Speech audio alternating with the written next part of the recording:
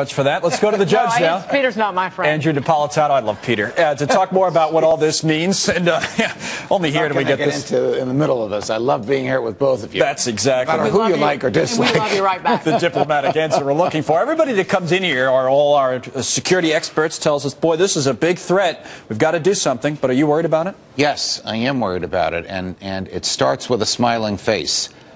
Remember, Ronald Reagan once said the 9 most dangerous words in the English language are, quote, "I'm from the government. I'm here to help you," close quote. So basically, the Deputy Department of Homeland Security Secretary, you just ran a clip of her, is saying, we're going to share our information with you. We're going to help you by telling you what we know.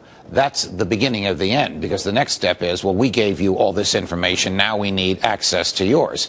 Look, the Internet, as we know it today in 2013, is the freest marketplace for ideas the modern world has ever known.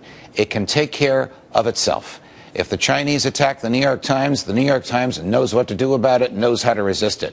It doesn't need the mentality of the people who run the post office to try and protect them, and that's what will happen. What will also happen is the government will know too much about us, and the government will not be able to resist the temptation to censure us. Now, can the president do this on his own? No.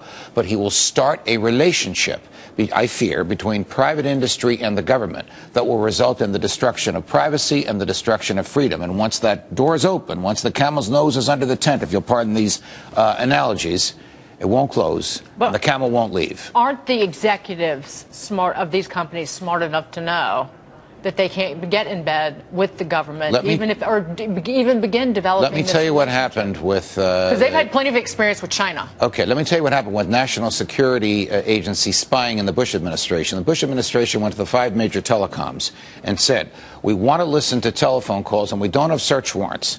We want you to give us access to your hardware. Don't worry about it. We'll get you legislation to protect you from violating privacy. 4 of them said yes, 1 said no. What a coincidence. About 2 months after the one that said no, the chair of that company was indicted for insider trading, having nothing whatsoever to do with this. He was convicted, acquitted on appeal, reconvicted, serving 8 years in jail, and bankrupted.